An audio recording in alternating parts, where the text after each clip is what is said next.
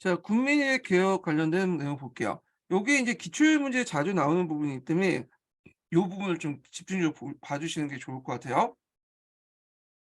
자, 앙시안 레짐의 폐허 위에 새로운 프랑스에서 건설하기 위해서 국민회의가 당면한 현실적인 고 긴급한 요구하는 문제는 재정 문제였다.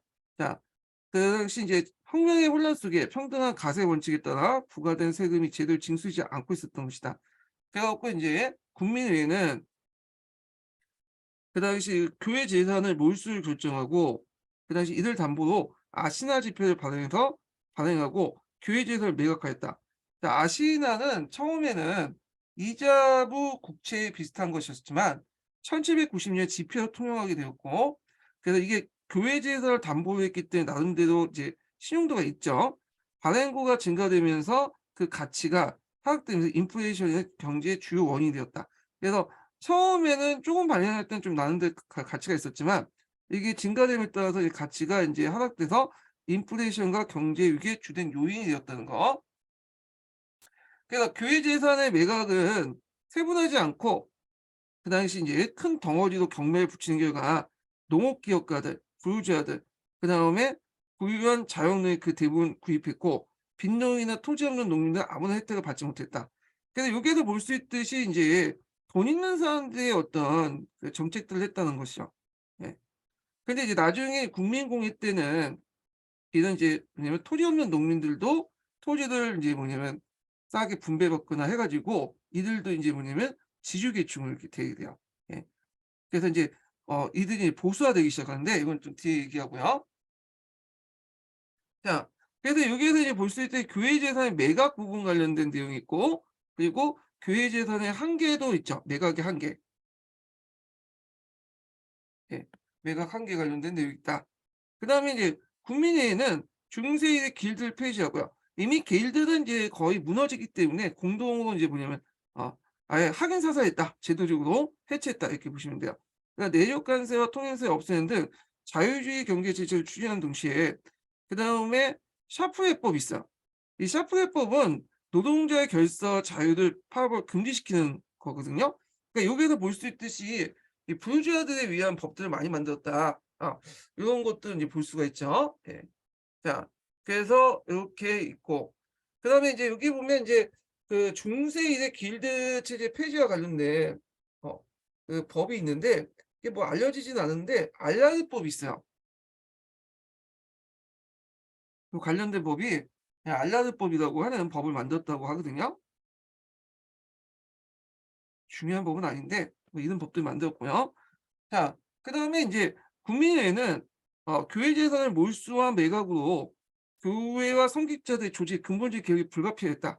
그래서 국민회의는 수도원을 해체하고 성직자 민사 기본법을 모든 성직자들이 선출제하고 국가가 봉급을 지급하게 됐다. 이렇게 했죠. 자, 그래서 인제 로마 교황은 이에 반대하니까 국민회의는 모든 성직자에 대해서 기본법을 지지하는 선서를 요구하게 되는데, 그러나 선서한 성직자 7명 주교와 절반이 안 되는 교구 신부도 있고 선량한 카톨릭 교도들은 비성직자 편을 들게 되었다. 그래서 인제 이 성직자 기본법은 반혁명 내란의 한 요인이 되었다. 예.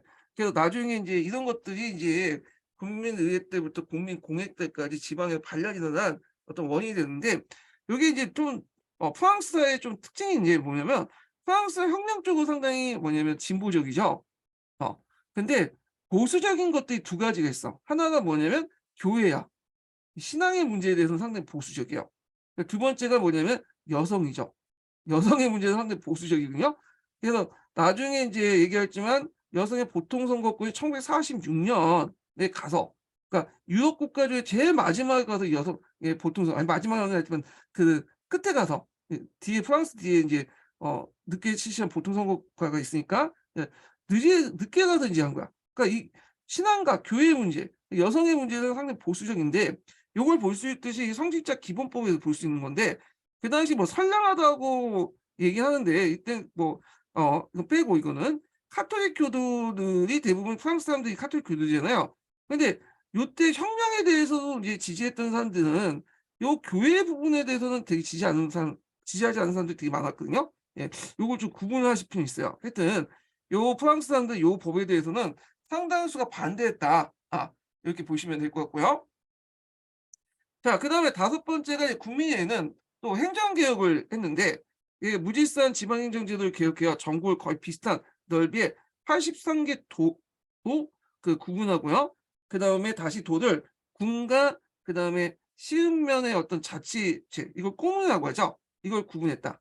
그래서 인제 이렇게 했고, 그 당시 지방제도가 이렇게 되게 무질서한 이유가 뭐냐면 봉건제의 유산 때문에. 그 예전에 봉건제도 하에서는 이게 이제 각각의 성주를 누구 모시냐에 따라 봉건 영주를 누구를 모시냐에 따라 이게 상당히 복잡하게 이제 왕국이 구성이 돼 있잖아요. 자, 이런 것들이 그대로 프랑스 내에서 이제 계속 남아 있어 갖고 요런 것들을 개혁을 했다. 이렇게 보시면 될 것 같고요. 그다음에 이 앙시안리제 고등법원을 폐지하고 이게 문제 많았죠. 새로운 지방행정구역에 부합한 통일적인 법원체계를 만들어서 법관 선출제했다. 그러니까 지방제도에 맞게 고등법원 제도, 그러니까 아니 지방제도 맞게 사법제도도 같이 일치시켰다. 이렇게 보시면 될 것 같아요. 예. 그 앞에 있는 지방행정구역 있죠. 자, 그다음 법관은 선출제도 했다. 그래서 인제 뭐냐면 능력 있는 사람을 뽑아냈다. 요렇게 이제 보시면 될 것 같고, 자, 그다음에 이제 91년법과 이제 국왕의 망명 사건을 좀 볼게요. 자, 국민회의는 가장 그 중요한 가업은 새로운 헌법 제정이다. 그래서 이제 이 회의를 뭐냐면 헌법을 제정한 위이기 때문에 제헌이라고 한다. 이렇게 했죠. 헌법에 관한 논의는 이미 1789년 여론부터 진행됐으나 최종적으로 가결된 것은 1796년 9월 3일이다. 이게 1796년 헌법이라고 보시면 돼요. 그래서 이제 이 91년 헌법은 새로운 정치 체제로서 권력 분리 원칙에 따라서 단원제와 입헌군주제로 했다. 단원제는 의회가 하나가 있는 거죠. 입헌군주제는 뭐야? 입법군주제라고 하는데 입헌군주제가 맞죠? 예. 자, 하여튼 왕을 이제 인정하는 거. 누이 16세. 근데 누이 16세의 권한을 의회나 헌법에 의해서 뭐냐면 제한을 받는 거죠. 자, 그러나 중요한 사실은 시민을 능동적 시민과 수동적 시민으로 구분하여 요게 이제 중요하죠. 왜? 이게 기초에 나왔잖아, 관련된 거. 그래서 인제 가진 자와 가진 자들이 책임 의식도 강하다라는 전제하에 얘네들에게 이제 투표권을 주고 투표권 얘네들은 투표권을 안 주죠. 예. 그리고 참정권을 오직 능동적 시민에게 부여했다. 그래서 이제 이 능동적 시민에서 인제 이것도 인제 부여하는 방법도 선거 자금도 다 간선제고 두 번에 걸쳐서 인제 두세 번에 걸쳐서 하는데, 잠깐 제가 이거 도표를 만드는데 여기 도표가 어딨어? 예. 여기 있네. 자, 능동적 시민 자격을 이제 보면요. 3일간의 노동임금에 해당하는 직접세 납부자, 네, 시의 관리와 입법위원을 선거할 권리,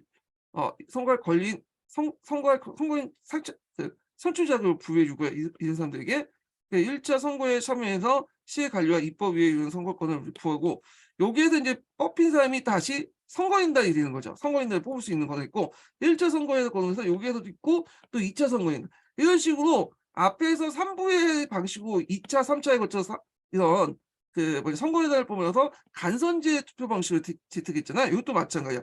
이렇게 간선제 투표 방식으로 해 갖고 오고 올라갈수록 이제 뭐냐면 선거 자격이나 투표권이 점점 제한되는 방식으로 재산에 따라서 이런 식으로 했다.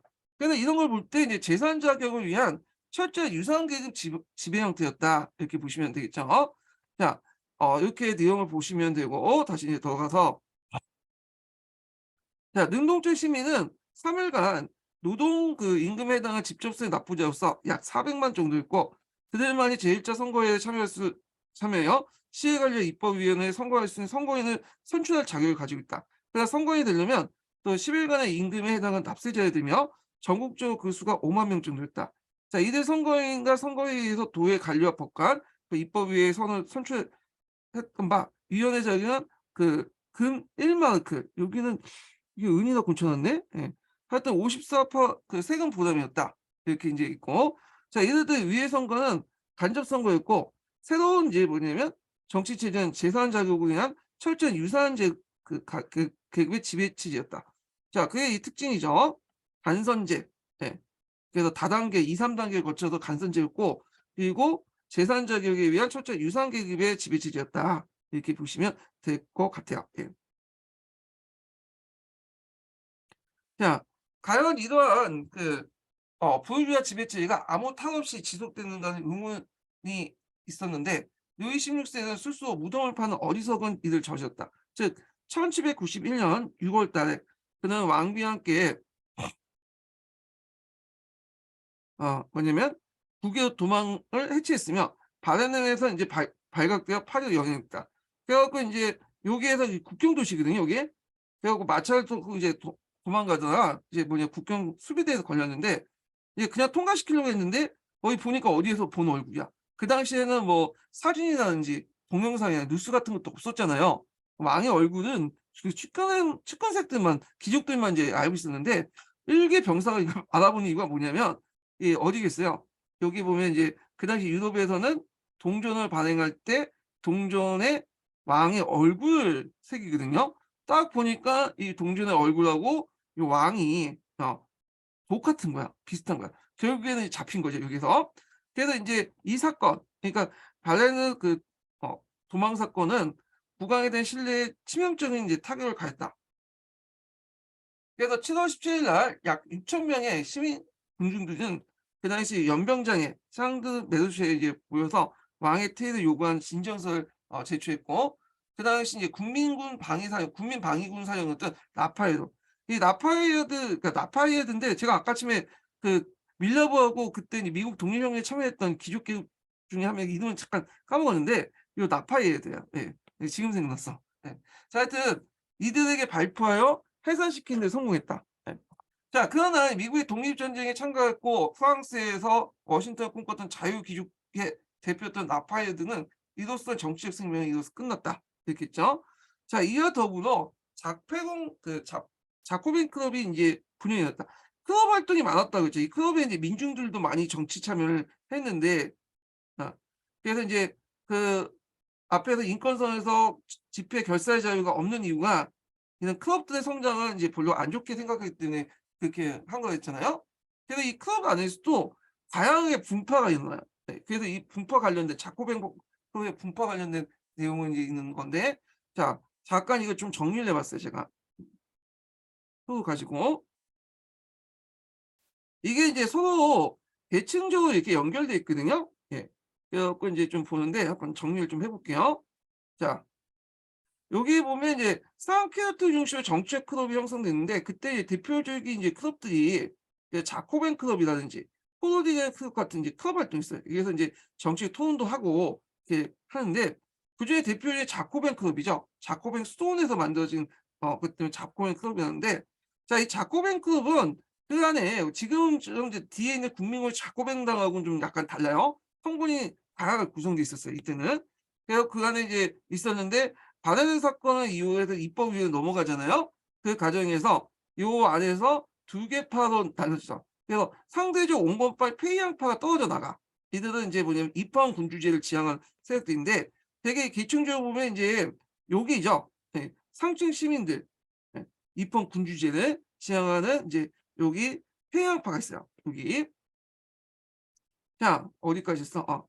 그리고 이제 남았던 세력들이 공화파 인데 요 공화파 안에서도 인제 뭐냐면 또 두 세력이 있죠. 상대적으로 볼 때 인제 뭐냐면 얘들보다는 좀 급진적이지만 온건 그 공화파들이 있고요. 이걸 브리스파라고 해요. 이 브리스라는 인물이 이끌었기 때문에 온건 공화파가 있고 그다음에 여기에 급진계화파들이 있어. 같이 공고를 하고 있습니다. 급진공화파. 얘들 뒤에 인제 국민공화 때 자코벤파죠. 이렇게 인제 있고 그래서 얘네들도 안에서도 이제 뭐냐면 뭐랄까요? 계층적 차이가 있어. 앞에서 얘기한 것처럼 여기가 페이앙파라고 했죠? 여기가. 근데 여기에서 볼 때 또 온건공화파들은 요거보다는 좀 낮은 이 사람들 이제 지식 기반 사람들 지도파 이고요. 그다음에 이 급진공파 자코뱅파들은 요 애들을 이제 기반으로 하는 거죠. 이렇게. 이걸 기반한 게 이제 뒤에 나오는 자코뱅파야. 예. 얘네들이 입법위할 때는 같은 자코뱅이나 클럽 안에 같이 있었던 거야. 예. 그래서 인제 있고 그래서 인제 요 지도등파 같은 경우는 부유한 부르주아를 대변하고 있다. 근데 부유한 부르주아도 요 앞에 상층 시민이 아니라 그 밑에 약간 아래 단계에 있는 애들이고 연방주의는 뭐 지방 분권이야. 예. 그래서 나중에 자코뱅방들이 이제 집권할 때 그거 이제 곧바로 연방주의 반란이 일어나는 게 뭐냐면 지방에 있었던 지도등파들이 반란을 일으켰다는 거예요. 경제 자유를 표방했고, 그다음에 민중의 진출을 사회적 위협을 인식했어요. 사회 질서를 유지하고 합법성을 유지했죠. 그래서 이네들은 좀 약간 공합하긴 하지만 좀 온건파도 있고, 나중에 루이 16세를 처형시킬 때 반대했던 사람들이에요. 그래서 이제 있고, 이에 반해 상대적으로 가격파들이 자코뱅이야. 예, 자코뱅을 상합파라고 하는데, 왜 상합파라고 하냐면 요게 이제 국민공회 당시에, 위회 당시에 제일 이제 여기 보면 제일 위에서 인제 앉았던 계층, 그러니까 이제 여기 보면 영국이나 가 보시면, 영국이 아니라 저기 의회 가 보시면 그 당시 이제 그게 가 보는 게 아니라 다층적으로 이렇게 위에 있죠. 그러니까 평면으로 이렇게 구성된 게 아니라 이렇게 이제 연단이 있으면 요렇게 위로 해 가지고 이렇게 차근차근 높은 데서 위로 이렇게 구성된 게 있잖아요. 그래서 강의실도 그렇게 구성되는 게 있죠. 위부터 해서 높은 데에서 아래로 이렇게 내려가는 식으로 했는데, 요 높은 데에 있기 때문에 얘네들 산악파라고 해요. 산악파. 예. 산악파. 예. 근데 물론 이 자코뱅 안에서도 온건파도 있고 강경파도 있고 또 중간파도 있고 또 다양한 색깔도 있어요. 이건 좀 뒤에 얘기하고, 그다음에 중원파, 평원파는 이 중간층에 있는 얘들. 그런 식으로 이제 앉은 자리에 따라서 이제 있는데, 그래서 이제 산악파라고 불렸다. 그래서 이들은 불교자 출신들. 앞에서 말한 것처럼 요 얘들보다 좀 아래 단계에 있는 얘들이죠.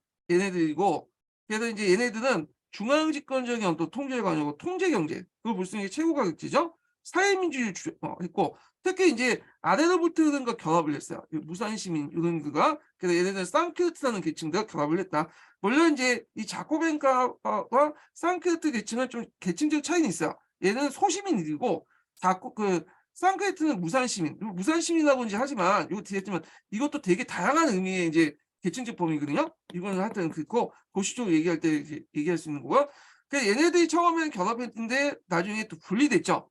국민공회 이제 세우고 나서 분리됐는데, 그래서 갈등이 일어나고, 이제 이건 나중에 좀 얘기할게요. 예. 자, 그래서 이제 이런 과정을 거쳤다. 그래서 이제 요 관련된 내용을 한번 읽어볼게요.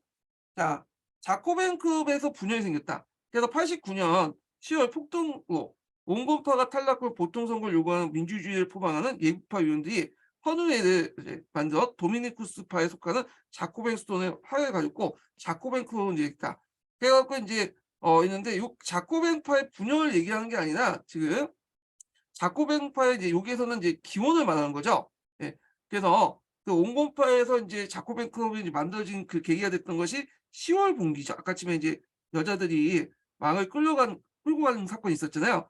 자, 그들은 예국적 시민 포섭을 했고 지방 도시까지 조직만 확대시켰다. 국의 동망 사건 이후 또 자코벤 안에서도 또 뭐냐면 분열이 있었죠. 그래서 그 당시 노베스 피에르 같은 영향력 있는 공화주의 우수하자, 그 당시 이제 자유주의 귀족과 상층 부유자, 아까쯤에 그 계층적 구조를 봤죠. 입헌군주주의 옹호자로서 자포인급을 떠나서 폐양파를 이제 조직했다. 폐양파가 이제 떨어져 나간 거죠. 그리고 이 자코뱅 내에서도 이제 남아있던 이제 공화파 안에서도 또 두 개 파로 나누죠. 온건배파, 브리스파와, 이게 지도노파라고 하죠. 그 다음에 이제 여기 급진계파, 이렇게 이제 나눠지죠. 결국에는 또 얘네들도 떨어져 나가고, 얘네들이 이제 국민공회 때 보통 자코뱅 당하면 자코뱅 클럽 안에서도 좀 더 극단적, 그러니까 좀 강경파들, 이렇게 보시면 돼요. 그래서 이렇게 분화돼 나갔다. 이렇게 이제 보시면 되고, 자, 그 다음에 이제 입법위에 이제 넘어가기 전에 이제 여기까지 관련된 서양사 강좌 내용을 한번 읽어볼게요. 예. 그래서 프랑스 혁명의 배경하고 의회 때까지 관련된 내용을 한번 읽어보겠습니다. 예. 서로 이제 보조적으로 읽는다고 보시면 돼요. 자, 프랑스에서는 1789년 5월에 국왕 루이 16세가 재정 위기를 해결하기 위해서 삼배를 소집하면서 혁명이 시작되었다. 자, 프랑스의 재정 상태는 7년 전쟁과 미국 독립전쟁에 참전하면서 크게 악화됐지만, 재정 위기의 근본 원인은 특권층의 면세 혜택이었다. 자, 여전히 신분사였던 프랑스에서 특권층인 제1신분 성직자와 제2신분 귀족들은 세금을 거의 내지 않았고, 그다음 가세 부담은 농민의 제3신분, 특히 농민들에게 집중되었다. 게다가 농민은 과거 봉건자에서 와는 달리 농노의 신분을 벗어났으나 여전히 그 봉건지대를 납부하고 있었죠. 그래서 현금, 쌍스와 현물, 쌍패드 같은 형태의 이거 생산물 지대로 가는데 수확량의 20분의 1 내지 5분의 1을 영주에게 부가적으로 바쳤다. 그러니까 예전에 자신이 지배했던 그 영주에게 준 거야. 예. 그래서 이제 있고 면세 혜택을 누리는 귀족이나 세금과 부가주에 시달렸던 농민 모두에게 혁명적 10년은 견디기 힘든 계기였다. 자, 그 앞에서 이제 얘기했던 건 배경 관련된 내용이고 직접적인 계기는 두 가지가 있다고 했죠. 하나는 이제 삼부의 소집 관련된 민중과 노동자 입장을 어떤 경제적인 그 내용이 있는데 그중에 이제 여러 가지가 있는데 풍작 관련된 내용도 있죠. 요거 이제 관련된 내용인데 자, 18세기 때 전반적으로 경제의 성장기였지만 1773년에 이어진 훈작으로 상업과 수공은 큰 타격을 받았다. 특히 1785년 가뭄과 1788년에서 89년에 겨울의 혹한은 심각한 식량 부족으로 초래했고 이를 위해서 거린과 유랑민이 급증했다. 수입이 격감한 영주는 토지대장을 수정해 잊혀진 부가주의 권리를 다시 되살린 한편 총각 공동체 공유지를 분할하여 일부 소유했다. 앞에서 말했던 공동체 공유지 자체를 이제 뭐 산림 속택이라고 볼 수 있는 그런 것들을 분할해 갖고 이제 뭐냐면 일부 소유했다는 거죠. 자, 게다가 이제 귀족은 1781년 국왕으로부터 칙령을 얻어내 4대째 귀족혈통인 사람만이 장교가 될 수 있게 하고 대신직과 고등법원의 판사직, 고위 성직을 둘러싼 평민들 배제하려고 했었다. 나아가 특권층을 가세하려고 했던 국왕 정부를 그 전제정에 비난하고 수석 국민의 대표이자 기본권의 이제 수호자로서 절대 왕조 이전에 누렸던 권력을 회복하고 있다. 그래서 이걸 이제 뭐 봉건적 반동이라고 하는데 귀족들 입장 때는 이제 뭔가 국왕을 견제하면서 자기가 국민을 대변한다고 생각을 했죠. 그런데 이제 국민들 일반 삼신분 입장 올 때는 귀족은 타도의 대상이야. 그러니까 약간 동상이몽인 것 같은데 그래서 이제 명사회를 이제 소집하고 나서 그 명사회 소집하는 과정에서 이제 삼부회를 소집하려고 했잖아요. 예. 그래서 이 삼부회를 통해서 뭔가 전제왕권 그러니까 그 당시 루이 16세를 좀 견제하고 자기가 예전에 그 누렸던 것들 좀 회복시키려고 했던 건데 오히려 그 밑에 있는 사람들 30분의 반격을 받게 되는 거죠. 예. 자, 1789년 시라스 신부가 발표한 소책자인 3신분은 무엇인가? 이거 되게 중요하다고 했죠. 그래서 이제 기출 예문에 나왔던 건데요. 자, 이단 특권층에서 이반한 민심을 대변했다. 그에 따르면 제3신부는 사회를 유지하기 위해서 모든 노동, 그다음에 군사, 법률, 종교, 행정의 공적 기능 대부분을 담당한 사회적 전부였다.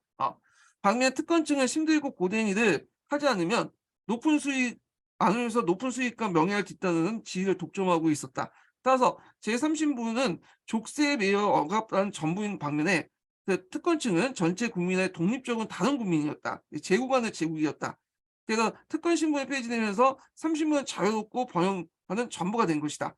그래서 이제 3신부란 무엇인가 하는 거에 대해서 3신부는 국민의 전부다. 이런 식의 표현이 있잖아요. 이런 의미는 이제 해석하시면 될 것 같아요. 근데 뭐 해석 내용은 이제 나오고 같진 않고 자, 이처럼 1789년에서 제3신부는 신분제 속박에서 벗어나 해방된 국민의 동의어가 되었다. 자, 그러나 이제 3신부는 결국 잔인한 집단이 아니다. 그래서 제3신부는 사법과 재무관직 보유자로서 금융업자, 대상인, 제조업자, 징세 청부인 등의 상층 부유주의를 그다음 법률가, 의사, 그다음 교수, 문필가, 수고 장인들과 상정주 등 중간 부유주와 토지 소유 정도에 따라 다양한 범주의 농민, 자기인과 독재, 직인과 독재, 전원, 그 노동자, 마기꾼, 이거 마기꾼이라 했죠. 하여튼 하인에 이르기까지 그 당시 재산 소유, 이해관계, 생활 방식이 매우 다른 수많은 이질적 집단이 포함되어 있다. 3부에는 제3신부를 대표하는 부유주의였지만 일단 혁명이 시작을 해서 3신부의 다양한 집단이 정치 무대 주요로 등장한 것이다. 이렇게 있고요. 여기 보면 이제 테니스 코트 선언이 있어요. 그래서 제3신분 대표들은 자신들의 일을 국민의회로 선언한다. 국민의회라는 명칭은 제3신부가 무엇이란가 해서 이제 제창을 했던 거죠. 정부는 제3신분의 회의장을 이제 폐쇄했다. 그래서 3신분의 대표들은 인근의 테니스 코트를 회의장소 옮겨서 헌법이 제정되어 확고한 토대 위에 설 때까지 결국 해산되지 않는다라는 테니스 코트 선서를 이제 하게 되죠. 그래서 이게 이제 그림으로 이렇게 그려져 있는 것이 그 밑에 있는 장크로이드 다비드가 그린 그림이죠. 교과서에서 많이 보셨을 거야. 이 그림이. 예.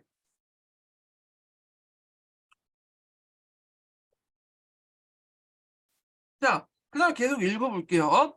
자, 신분별 대표의 3부에는 1614년 마지막으로 소집한 후 거의 170년, 아까 150년이라고 했는데 계산은 170년이 나온 거야. 예, 이거 170년. 루이 13세가 소집하고 나서 소집을 안 했죠. 그래서 이제 열린 것이다. 특권층에 대한 가세를 골자로 한 중앙정부의 개혁안은 특권층의 격렬한 반발에 부닥쳤고 루이 16세는 그들의 요구에 밀려서 삼부에 소집할 수밖에 없었다. 자, 그러나 삼부회가 소집되자 정치활동의 주도권을 꼭 특권층에서 삼신부로 넘어갔다. 삼신분의 대표는 1614년까지 갈래를 깨고 새 신분의 어떤 통합회의와 머지수 포결을 요구했죠. 예.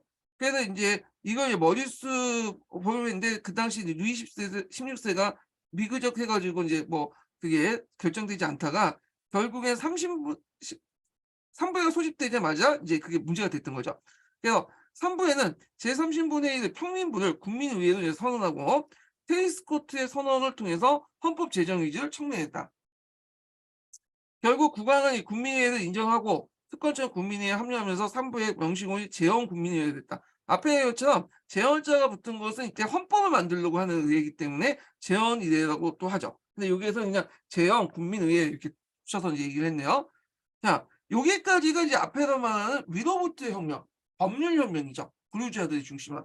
그러나부터가 또 뭐냐, 새로운 또 흐름도 있었죠. 파리 민중들 중심의 밑으로부터 민중혁명 관련된 내용이에요. 이게 서로 이제 연결되고 대립하면서 이게 프랑스 혁명의 두 줄기를 형성을 하게 되거든요. 예.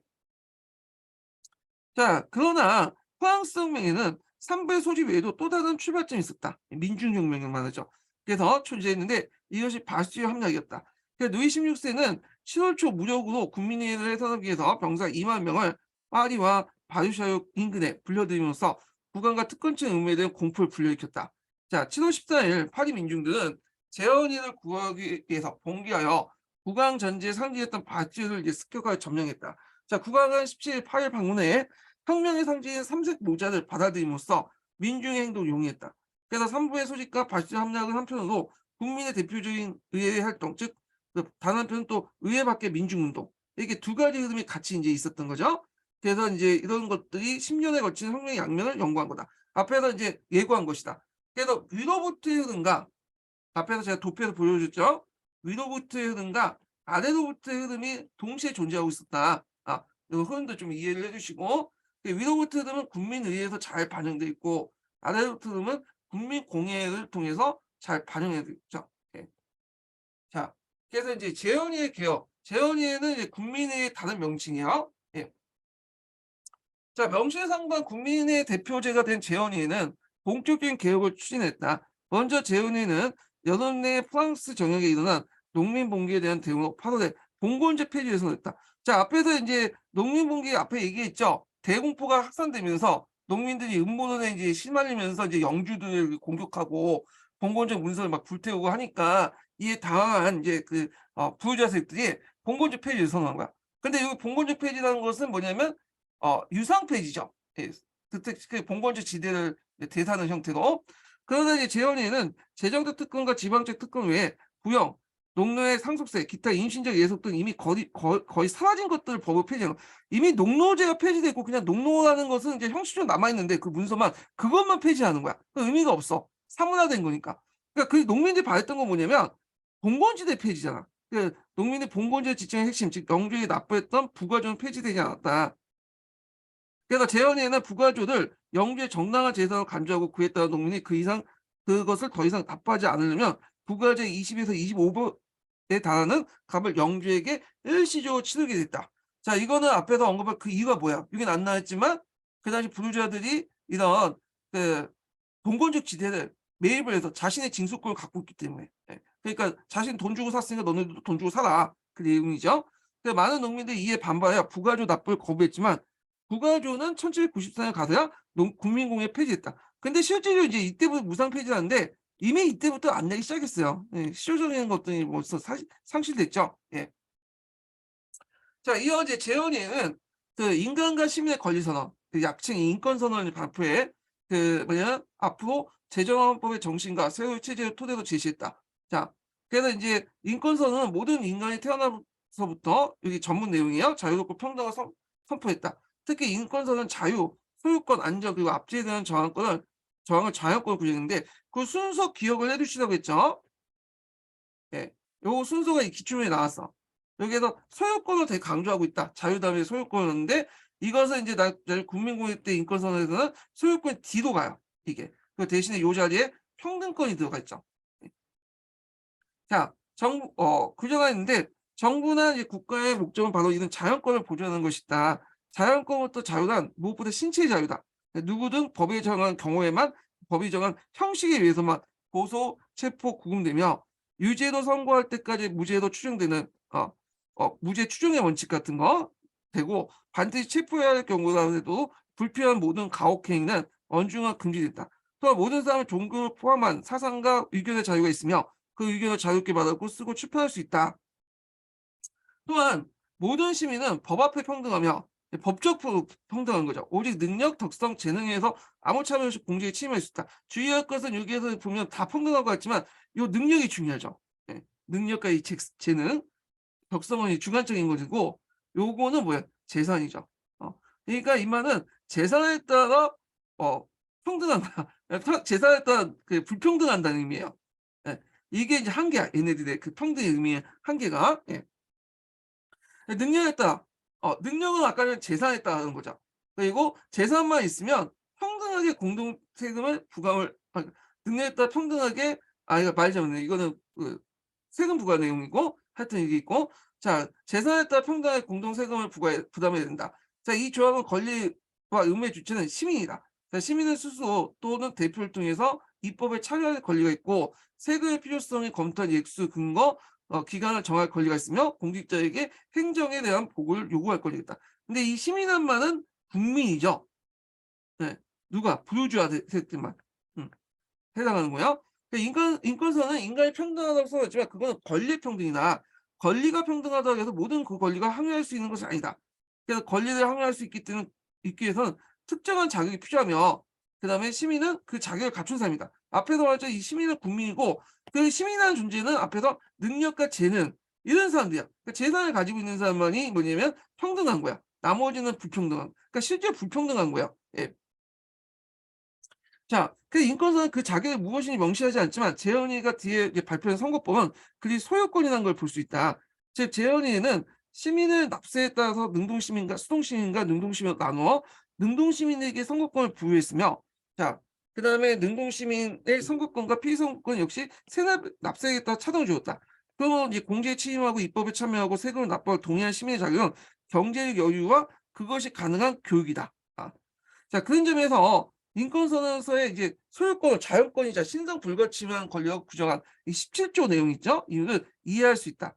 자 이처럼 재헌에는 소유권을 강조하면서 이제 신분적 혈통과 귀족이 아니라 신분적 혈통이 아니라 재산과 재산이 노동과 재능의 산물이었던 것을 개인의 능력과 사회적 역할을 평가한다. 그러니까 신분적 혈통이 아니라 개인의 능력, 사회적 역할. 그러니까 재산이 가지고 이제 나눴다는 거죠.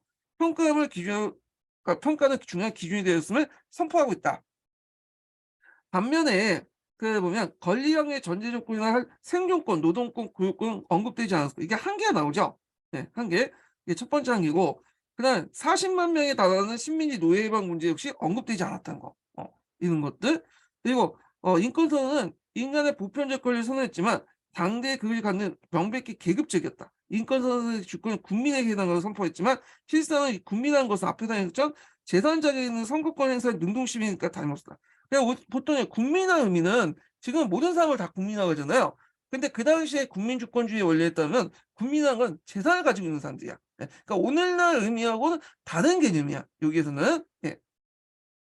그래서 이러한 이유 때문에 그 뭐냐면 역사가들은 프랑스革命을 재산을 소유한 시민혁명, 즉 부르주아 혁명을 지칭한다. 그래서 이제 여기는 한계이기도 하고 오늘날 한계이지만 또 부르주아 혁명을 지칭한 이유이기도 하죠. 하나, 둘, 세 가지. 그래서 왜 이것이 부르주아 혁명이라는 것을 써가면 요 내용들 쓰시면 되겠죠. 예. 그래서 이제 이렇게 있고 그 밑에는 이제 국민의 이제 개혁 관련된 내용이야. 한 편부터가. 예. 자, 이거는 서계 내용하고 이제 많이 겹쳐 있어요. 이 부분은요.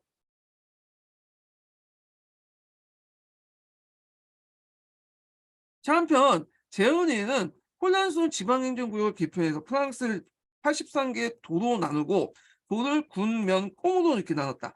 도, 구, 꼬무는 선거에 선출되는 의회 행정부를 부여하고 있고 그에 따라 지방분권제자 구제 그 왜냐하면 구체제의 중앙집권체제를 대체했다. 그러니까 지방분권체제가 그 구체제의 중앙집권체제를 대체했다. 예. 또한 그 또한 재헌위에는 국가의 재정 문제를 해결하기 위해서 수도원을 폐지하고 교회 재산을 국유했다. 재헌위에는 교회 재산을 담보로 채권인 아신화를 발행한 한편 성직자 민사기부를 제정해서 성직자는 일반 공무원과 마찬가지로 선거에 설치하고 공고를 지급하겠다. 자, 경제 분야에서는 동업조합을 폐지하고 그다음 생산과 판매 자유 인정했고요. 그래서 이걸 알라드표라고 이제 아까쯤에 얘기했죠. 이게 제가 정확히 썼는지 모르겠는데 음. 이 알라드법. 예. 정확하게 안 쓴 것 같아 내가. 그래서 다시 확인하는 거야. 그러니까 이 법 쓰려면 알라드법 이렇게 쓰시면 돼요. 뭐 나올 가능성은 어렵긴 한데 자 하여튼 노동조합 설립과 파업을 금지했다. 이걸 루샤트의 법이라고 하거든요. 예. 그래서 요것도 외워 두시는 게 좋을 것 같아요. 이거. 예. 예. 르샤프리에법. 이게 상공화국 때 인제 폐지돼요, 이 법이요. 예. 자, 이 법은 19 세기까지 종속되어 프랑스의 동맹 파업권을 1864년 노동조합 결성권은 1884 년에 인정받았다. 그래서 1864년 이공화국 때 그다음에 1884 년은 상공화국 때 그러니까 상공화국 때 폐지했다 보시면 돼요. 오래됐죠. 그다음에 이제 제헌위에는 양원제와 입헌군주제를 골자로 한 1792년 헌법을 제정하여 선포 해서냈다. 이렇게 했는데 요거는 좀 약간 그쵸. 네. 왜 그러냐면 잠깐 이제 서양사 개론을 이제 볼게요. 이게 여기 보면 단원제하고 입헌군주제하고 돼 있잖아요. 여기고 그다음에 서양사 개론 제헌에는 이게 그 몇 년 헌법이에요? 1791년 헌법이죠. 양원제 돼 있죠. 이거 틀렸죠? 이거 단원제야. 단원제. 그래서 여기 이제 나왔죠. 예 이거 하나 골랐네. 예 가끔씩 읽다 보면 서양사 강좌도 이게 최신판이라고 하지만 가끔씩 이게 틀린 게 보여. 예. 예 틀린 게 보여. 잘 읽다 보면. 예. 그래서 요 틀린 걸 골라내야 돼. 나중에 요 관련된 문제 나올 때 이거 왜 틀렸냐 따지면 우리가 따질 수도 없는 거고 하여튼 이거 잘 읽어 보세요 여기. 예 틀렸어. 예. 그래서 이때 양원제에 의해가 된 거는 나중에 인제 그 총재정부 때 양원제 상원, 하원 이런 식으로 나눈 거는 그때 얘기야, 그때 얘기. 그래서 요거는 틀린 내용이에요, 틀린 내용. 나중에 게시판에 적어 놔야겠다. 자, 그다음에 인제 다시 읽어 보겠습니다. 민주운동과 혁명의 급진화 이렇게 했는데 재헌위에는 선거권을 제한하는 외에도 사실상 국민의 하역과 수동시민에 의해 청원권을 금지하는 등 민주의 정치 활동을 제한했다. 그래서 앞에서 했지만 이 재헌의 부유자들 예를 만들기 때문에 민중들의 정치 활동을 되게 안 좋아했어요. 그래서 클럽 같은 것들은 이제 뭐냐면 그 막교에서 그래서 그때 그 인권 소설에 집회 결사의 자유 같은 것들은 아예 언급되지 않았죠. 그런 이유야. 예. 그래서 인제 이렇게 했는데 그러나 민중은 선거 자격에 상관없이 정치 클럽과 국민회의에 따라서 함께 신문을 읽고 정책 주체에 대한 토론하고 선거권과 청원권을 요구하면서 시위를 나서는 등 다양한 방식으로 정치 활동에 참여했다. 요게 인제 무슨 특징이에요? 인민주권 원리의 특징이야. 어. 그 인민주권이라는 건 이게 루소가 인제 제창을 한 거잖아요. 앞에서 얘기한 것처럼. 이때 인민이라는 것은 어 모든 사람들, 국경선 안에 있는 모든 사람들을 얘기해요. 예. 물론 성인 남자만 해당하죠, 여기는. 자, 1792년 6월 국왕의 일가의 탈주 사건. 이거 인제 국민공회라고 적혀 있는 책도 있고 입법위회라는 건도 있는데 국민공회가 맞아요. 그 국민공회가 이 사건을 계기로 입법위에 넘어가거든요. 예. 그게 하여튼 그래서 이제 있다가 이 사건을 계기로 입법위에 넘어갈 때 1792년 4월 오스트리아 포위세에 대한 선전포고는 민중운동 급진함으로써 홍련의 지도를 영향을 미쳤다. 이건 입법위에 관련된 거예요. 여기는 국민공회가 관련된 거고. 자 하여튼 국왕 일가는 오스트리아로 달아나려고 하다. 왜냐면 오스트리아가 이제 마리 앙뚜아네트 친정 집안 아니에요. 그쪽으로 달아나려다가 그 그다음 국경 근처 바렌이라고 적혀 있는데 이 표기법이 이게 약간 이제 서계에서는 발레는하고 이렇게 돼 있죠? 뭐 그냥 똑같을 것 같은데 어 류자 이게 모르겠어요. 이게 불어 발음인가? 이게 불어 발음이고 이게 영어 발음인가? 모르겠는데 하여튼 지명이니까. 자 발각돼서 파리에 끌려온 뒤 파리 민중은 국왕의 퇴위를 요구하는 시위와 청원 운동을 했다. 근데 이 진압했다고 했죠? 라파에드가. 어 그래서 전쟁이 시작된 연후에 이걸 이제 보통 이제 입법위의 뜻이 혁명전쟁이야. 1792년에 했거든요. 그래서 이제 요 혁명전쟁 뒤에 대불전쟁은 좀 달라요. 그래서 이제 시작된 후에 연이은 패전은 국왕과 반영문세 대한 민중의 불신과 분노가 격화되었고 1792년 8월 10일 봉기도 이걸 이제 8월 봉기라고요. 8월 봉기. 그래서 결국 왕정이 붕괴됐다. 자, 이걸 계기로 해서 이제 입법위에는 잠깐 있다가 국민공회로 넘어가죠. 그래서 이제 1793년 5월 30일과 6월 2일날 봉기로 국민공회는 온건파의 지도동파를 수청하고 산악파의 독재를 가능하겠다.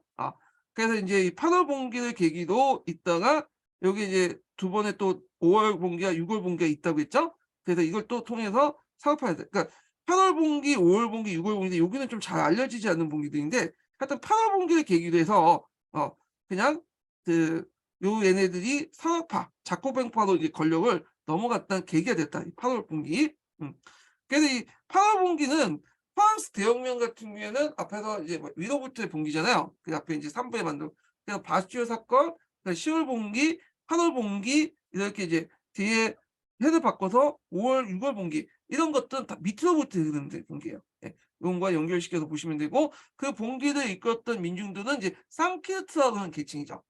요 부분은 좀 이따가 이제 서계 읽고 나서 또 할게요. 예. 자, 그래서 다시 이제 소개로 들어가죠. 서계로. 아까 이제 서계는 자코뱅크까지 읽었거든요. 입법위에와 이제 혁명전쟁 관련된 내용을 좀 보겠습니다. 자, 1792년 10월에 세동헌법이고요. 선출한 입법위회가 개최했다. 그래서 이제 누벤스피에르 제안 따라 재원이 이걸 이제 국민의회라고 하죠. 그 위원회 제의가 됐기 때문에 새로 선출된 위원은 다 신이었다. 총 740명 중에 회양파를 중심으로 우파가 260명의 다수를 차지했고 가격파, 자코뱅파가 130석이었고 나머지는 이제 정견이 없는 중간파, 이들은 중간에 있다고 해서 평원파라고요. 평원파에 있다. 그래서 이제 있고 그래서 여기에서 볼 수 있듯이 뭐냐면 중도파가 많았다는 거죠. 예, 그리고 이제 그다음에 페이양파. 그다음 자코뱅 같은 급진파들은 130석이에요. 근데 요때 자코뱅파는 주의할 게 뭐냐면 그 안에 지도등파도 같이 들어가 있는 거야. 일단 입법위 당시에는. 예. 자, 하여튼 그래서 있고 공화주의를 지향했던 자코뱅은 소수였으나 그중에 지도등파가 중심으로 추심했기 때문에 지도등파로 알려진 한 부파 브리스를 중심한 중간파를 포섭하여 입법위의 주도권을 장악했다. 그래서 여기에서 이제 자코뱅 클럽 안에서는 앞에 우리가 생각할 뒤에 훗날 자코뱅이라고 불렸던 그 급진파들이 있고요. 그다음에 그 안에서도 요 자코뱅 소수파였고, 그러니까 요 안에 소수파였다는 거예요. 그리고 요 안에 그 안에 지도동 중심 다수파가 있었어요. 이 사람은 이제 뭐냐면 이 지도동 중심으로 했기 때문에 지방을 중심으로 했기 때문에 이 지도동파고 요걸 브리소라는 인물이 주도를 했어요. 브리소파라고 하죠. 자, 브리소는 입법위의 초기부터 이념적 혁명정쟁, 자유의 십자가를 군을 주장했다. 혁명정쟁은 여기 입법위회가 이제 추진했던 거예요. 예. 왕비 마리 앙뚜아네트 친정이었던 보우스를 비롯한 유럽의 절대주의 체제를 철저히 가하고 아울러 프랑스 국내 왕실과 귀족의 반혁명 음모를 드러내게 하는 것이라고 브리스는 주장했다. 그래서 1792년 3월에 내각을 조직한 브리스파, 뒤에 이제 지도등파죠. 4월 20일 날 오스트리아에 대해서 선전포고를 했고 포위세는 이 오스트리아에 가담했다. 그래서 23년간의 어떤 대전쟁이 시작됐다. 자, 요거는 이제 혁명전쟁부터 그 뒤에 이제 1차, 2차, 3차 대불동맹까지 쭉 이렇게 나폴레옹까지 이렇게 지속됐다. 이걸 얘기하는 거예요. 자, 프랑스는 전쟁에 대한 준비가 전혀 없을 뿐 아니라 그 당시 이제 혁명으로 군의 기강이 문란해졌고 장비의 절반 이상이 망명갔다. 그리고 개정과도 프랑스 군이 패전을 거듭한 건 당연한 거다. 자, 입법위의 호소에 따라 각 지방의 의원군들이 조직됐고요. 6월 20일 날 파리의 민중들이 왕에 거처하는 투르리궁, 예, 이 툴루리궁인데 파리에 있는 궁전이야. 그러니까 예전에 베르샤 궁전 전에 거주했던 궁전이죠. 지금 생각나네. 하여튼 습격했다.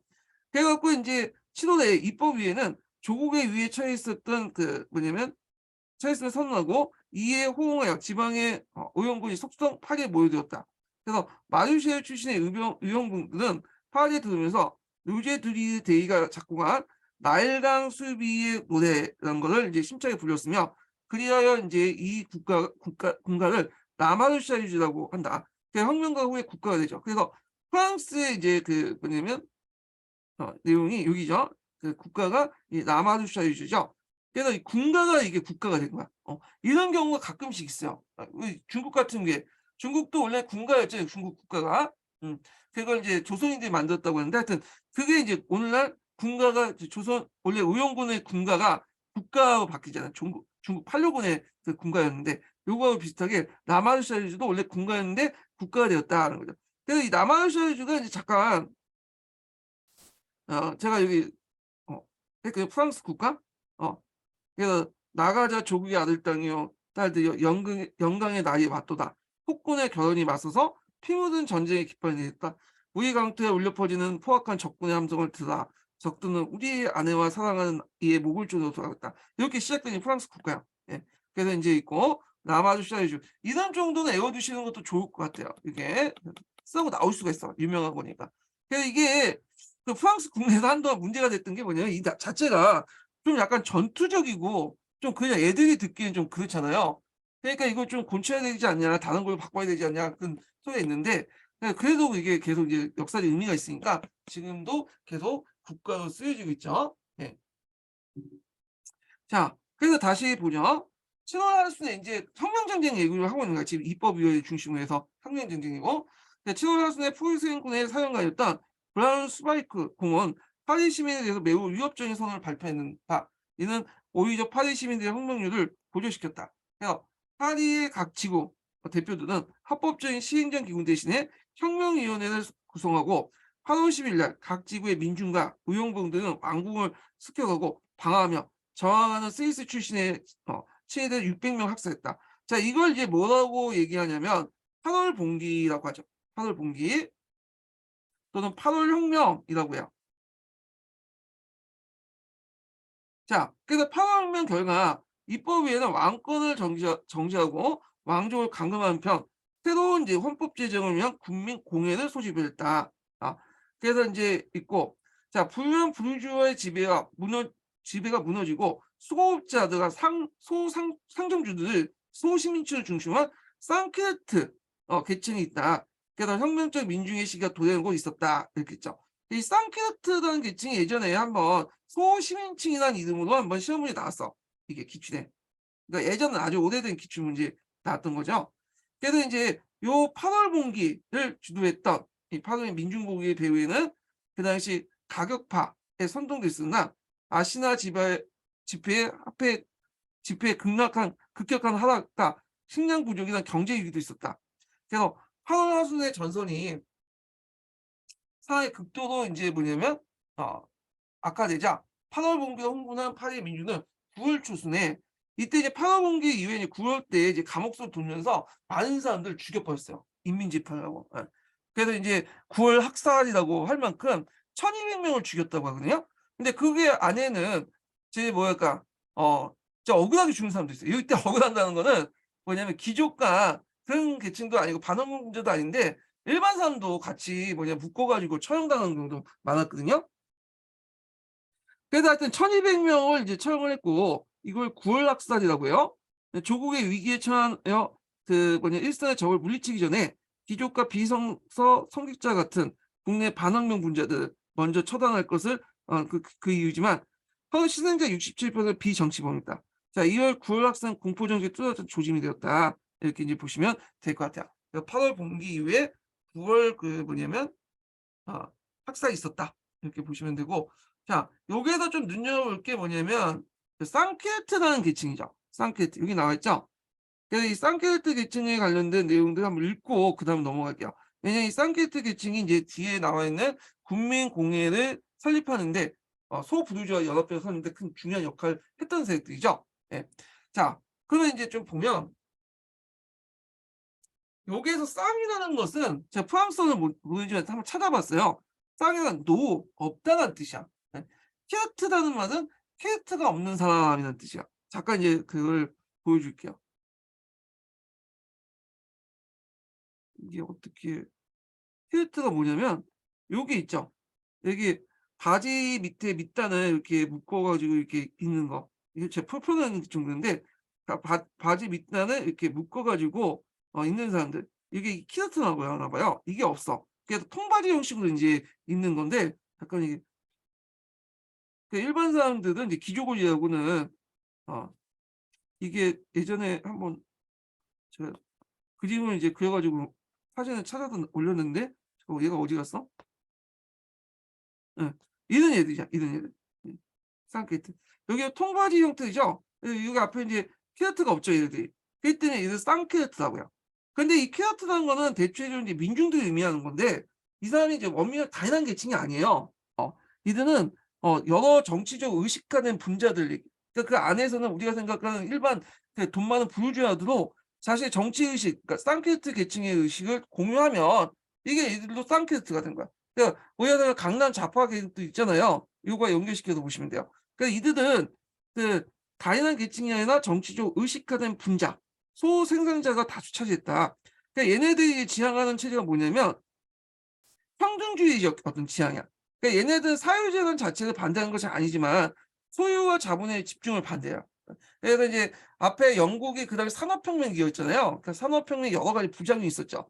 그중에 하나가 이 양극화 같은 그런 것들 있잖아요. 그런 것들을 이제 반대했던 애들이죠. 예. 그다음에 인제 직접 민주 정치를 인제 주장하죠.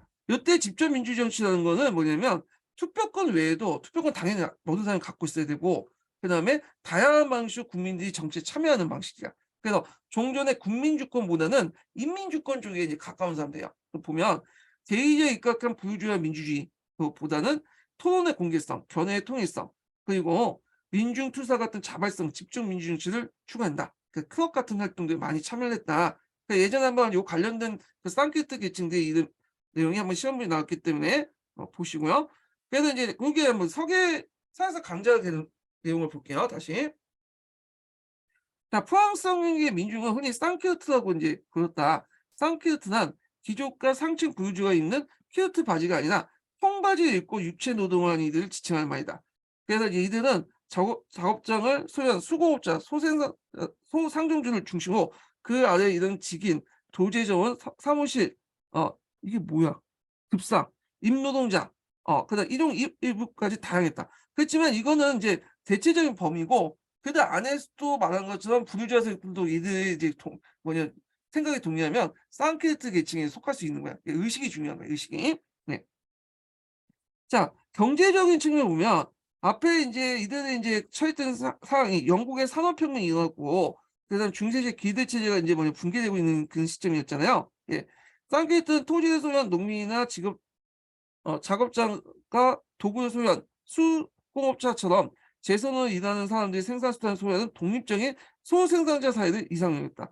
자, 이들은 영주권과 길드제가 자유로운 생산의 장애물이라고 생각을 반대했고 생산과 교육의 완전한 자유는 재산과 생산수단의 집중을 가정도 반대했다. 그러니까 여기에서는 길드 체제를 반대하면서도 산업혁명에 이런 여러 가지 부작용 같은 것들 있죠. 이런 것들을 반대했다는 거야.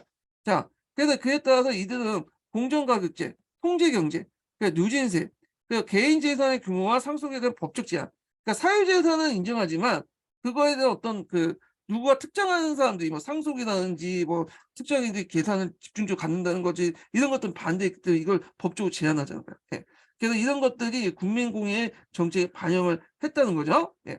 그리고 1793년 인권선언에서도 이제 소유권 제한 관련된 내용이 이렇게 반영돼 있어요. 예.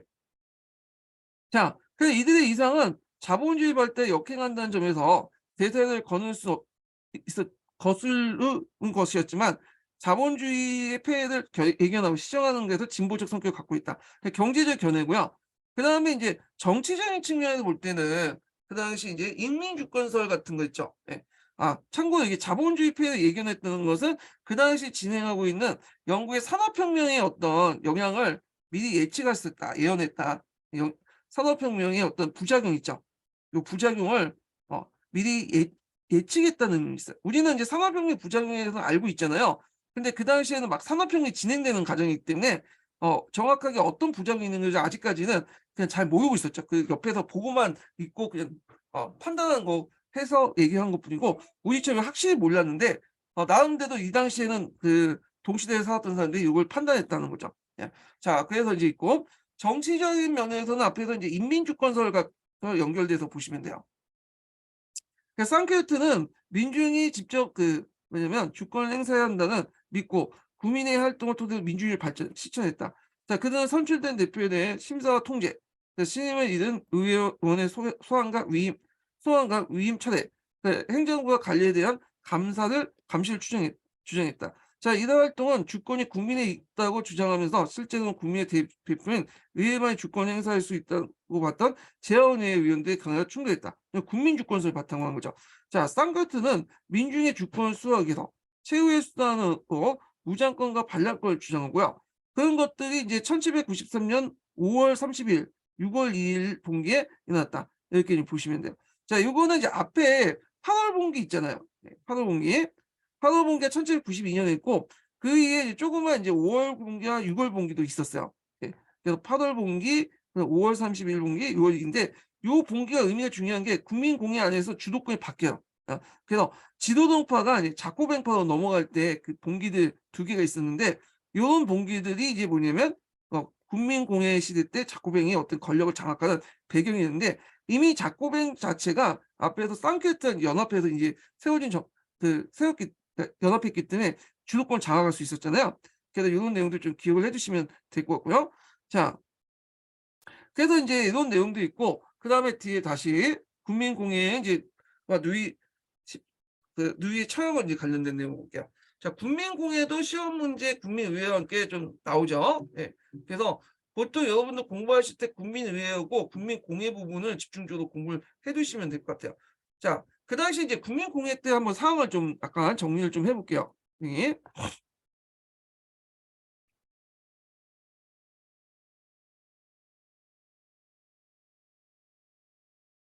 자, 국민공회는 이념적으로 뭘 지향하냐? 사회 민주주의를 지향해요. 사회민주주의. 그래서 앞에 국민의회에 자유민주주의와 다른 거죠. 사회민주주의는 뭐냐면 지금도 이제 스웨덴이나 노르웨이나 이런 복지국가들 있죠. 이걸 연상시켜서 보시면 돼요. 그래서 국민의 어떤 정치적 권리를 확실하게 누리기 위해서는 단순히 법적인 어떤 평등뿐만 아니라 경제적 평등도 같이 해 줘야 된다. 못 먹고 못 사는 사람들에게 최소한 이제 사회적 안정망을 제공해 갖고 이들이 정치적 권리를 행사할 수 있도록 하는 거야. 그러니까 경제적인 어떤 능력이 없으면 실제 정치적 권리를 행사하지 못하잖아요. 그래서 그 역할을 누가 해 주냐? 이거는 국가가 해 주는 거야. 예전에는 그 국민의회 때 개인의 그런 가난은 그 개인의 책임이었어요. 개인이 무능력하고 이렇게 하니까 그렇게 한다. 근데 개인의 그런 가난은 개인의 책임도 있지만 사회적 책임도 있는 거야. 그래서 사회적 책임이 있기 때문에 이들에게 복지제도라든지 여러 가지 혜택을 줘서 어느 정도 최소한의 어떤 경제적인 어떤 능력을 갖추게 만들어야 돼. 그래야지만 제대로 된 자유와 평등을 누릴 수 있고 정치적 권리를 행사할 수 있죠. 이게 이제 사회민주주의 지향 관련된 내용이에요. 그다음 항의 평등. 이 항의 평등은 앞에서 이제 국민의회 같은 경우에 법적 평등만 강조했잖아요. 근데 자유와 평등을 확실히 누리기 위해서 아까처럼 뭘 경제적인 어떤 조건도 있어야 되죠. 이 경제 평등을 조건을 국가가 해 주는 거죠. 이걸 항의 평등. 그래서 법적 평등이 아니라 경제적 평등을 같이 함으로써 실질적인 평등을 해 준다. 그래서 이거는 이제 군중소유에 입각한 평등. 우리가 이제 군중소유의 평등에서 사회주의처럼 재산 사회주의 재산을 폐지하고 그런 건 아니라 양극화를 폐지 양극화는 어느 정도의 부의 차이는 인정하지만 양극화를 반대하는 거죠. 예. 그래서 사유재산을 인정하고 어느 정도 부의 차이가 있지만 너무 극단적으로 양극화되는 것 이걸 반대한다 이거죠. 그래서 이건 쌍게르트 이념에 반영된 거고 그리고 후에 인제 누이불량 사상이나 이월령령 프랑크의 사유주의 무중부에 또 그냥 영향을 줬다 이렇게 보시면 될 것 같아요. 그래서 이 내용이 서양사 강의에 있거든요. 그래서 한번 읽어 볼게요, 요 내용을. 자, 연월 반동 이후에 정치 무대에 일시적으로 사라지긴 했지만 산업화에 충격을 받은 소생산층과 그들의 대변자에 의해 끊임없이 제기되었다. 자, 누이 블랑 같은 초기 사회주의자는 사회민주주의 공화국 이념을 제시했고 1842년 2월 혁명은 평등주의의 새로운 분출을 했다. 이러한 산업화 진정에 따른 자본과 소유에 집중한 평등주의 사회 경제적 기반을 위협했다. 자본주의 발전과 개인 노동에 입각한 소규모 소유제가 양립하기 어려운 긴장각에 지니고 있었고 하지만 대규모 산업화의 물결 속에 평등주의 이념을 끈질기게 살아남고 후호 등의 사회주의와 무정부주의 또는 온갖 종류의 소공동체 실험 역시 어떻게 하면 자유를 잃지 않으면서도 평등을 실현할 것인가 프랑스 혁명 이상을 부응하게 시도했다. 자, 그래서 이제 이 점에서 혁명력 2년에 평등주의 공화국은 여전히 기대 영역에 속했다. 뭐 이런 내용이 있고요. 자, 그래서 이제 있고 서양사 강의에 있는 내용을 이제 볼게요. 이게 서양사 강의 내용을 여러분들이 읽지 않으니까 여기서 그냥 한번 좀 읽어볼게요. 자, 보통 국민공예가 이제 상업화, 앞에 이제 자코뱅 클럽의 이제 자코뱅단이 장악했다고 했죠. 1794년 헌법이 여러 법적 조치를 통해 제시한 것은 사회민주주의였다. 자, 이 길은 상업화를 통해서 혁명 부르주아 진심을 원했던 것이 아니었다. 하지만 상업화 부르주아들, 이들은 소부르주아 세력들이죠. 대내적 위기를 극복하기 위해서 민중과 그 당시 상케르트 계층들과 손을 잡아야 되잖아. 그러니까 당연히 상케르트 이념을 받아들일 수밖에 없는 거죠. 그 요구를 받아들였고, 그리하여 부르주아 혁명 단계를 넘어섰다. 그래서 앞에 있는 국민유해 단계를 넘어섰다는 거죠. 산업화는 보통선거제를 도입하고 노동과 교육권, 행복의 권리를 승인했다. 그들은 생존권이 소유권을 우선시한다고 보였고, 민중의 생계를 위해서 기존의 소유지를 제약을 가할 수 있도록 여겼다. 이건 다 이제 상케르트 이념의 이제 내용이잖아요. 혁명정부는 통제경제를 실시하고 의무교육제와 국민구제를 도입했다. 하지만 그렇다고 해서 소유권 자체를 부정한 것은 아니었다. 상케르트가 꿈꾸는 것은 모든 사람이 독립적인 생활을 영위할 수 있는 평등주의 공화. 이때 평등주의라는 거는 사회주의식 평등이 아니고 그러니까 사회주의식 평등처럼 어떤 사회주의를 다 폐지하고 누구나 똑같이 날아가는 게 아니에요. 사회주의에서는 인정하지만 그 옆에 있는 영국의 어떤 양극화 사회처럼 이렇게 모든 부가 특정 사람들이 집중하는 걸 반대했던 거야. 예, 적당하게 차이는 있지만 그 서로 간에 뭐냐면 그 차이가 뭐냐면 크지 않은 그런 적도의 차이.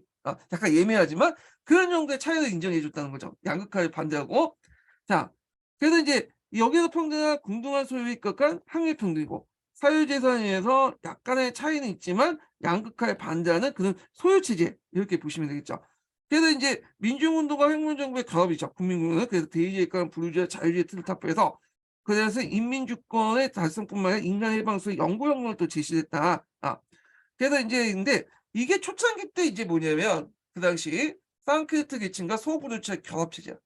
근데 이게 이제 시간이 지나면서 나중에 이제 하겠지만 점점 중앙 집권 체제가 이제 보이면서 이제 민중의 자발성이 약화되고 그다음에 혁명의 간료화 문제가 제기되면서 여러 가지 문제도 이제 뭐냐면 나중에 말기에 들어가면 상크레트 계층과 작고팽이 멀어지게 되죠. 예. 그런 것도 이제 뒤에 나오는데 이런 내용들 좀 파악을 해 두시고요. 자, 그러면 이제 국민공예에 넘어가기 전에 마지막 인증번호 알려드릴게요. 마지막 인증번호. 마지막 인증번호는 60번입니다. 예, 60번. 마지막 인증은 60번이에요.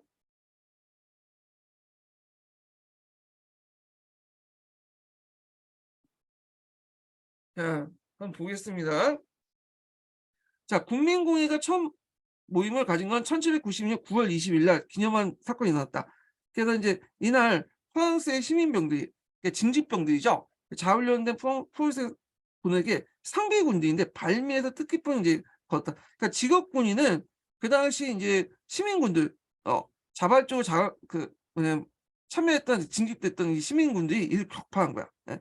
다음 날 국민공예는 왕정을 정식으로 폐지하고 9월 22일 날 공화국 1년 제 천년을 선포했다. 이걸 이제 1공화국이죠. 프랑스 역사상 최초의 공화국이죠.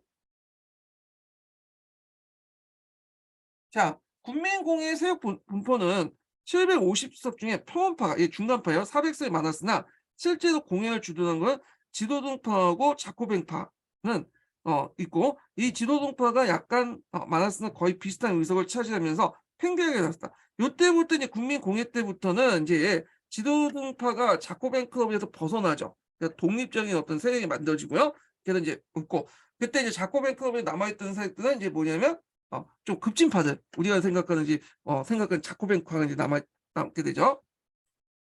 자, 여기에서 이제 지도동파하고 공화파가 이제 차이점이 있어요. 지도동파하고 이제 자코뱅 차이가 있는데, 자, 이들은 다 같은 공화주의자예요. 그렇지만 지도동파는 부유한 부르주아를 대변하고 연방주의, 지방분권과 경제적 자유주의를 표방했으며 전쟁을 시작하고 이를 수행할 가감한 정책을 추진하지 못하고 있었다는 거. 한편 그 회의적인 높은 그 곳을 차지한 상하파, 예, 라고 불리는 자코뱅 의원들은 부르주아 출신이었지만 그 당시 약간 이제 지도동보다 좀 낮은 부르주아 애들이에요.